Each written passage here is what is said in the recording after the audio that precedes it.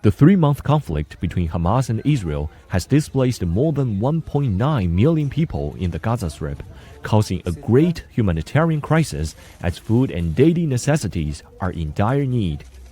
Ahmed Massoud, a displaced Gazan himself, established a group to help provide food and shelter for the thousands of displaced in the southern city of Rafah in the war-torn coastal enclave.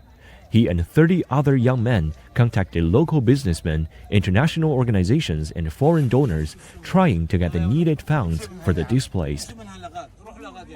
احنا في المبادرة هذه بنحاول نساعد الناس قدر المستطاع، لأنه الناس بحاجة لمساعدة بأبسط الأشياء. يعني احنا بنحاول نوفر لهم الطعام أو المأكل أو الملبس أو المشرب أو المسكن، لأنه المسكن شيء أساسي في الوقت هذا، لأنه احنا في فصل الشتاء.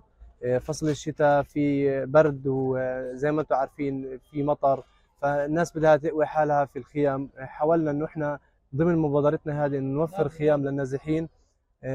وفرنا عدد لا بأس به، لكن الاحتياج كبير. However, the limited assistance cannot cover all the needy families as the number of displaced families reaching Rafah is soaring. والله معاناة كثيرة صعبة.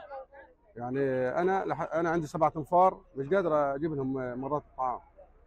يعني نتمنى من أي واحد من أهل الخير إنه يساعدوا، يجي يشوفوا اللي في المخيمات، يشوفوا اللي في الناس اللي الله يكون له معين في الخيم.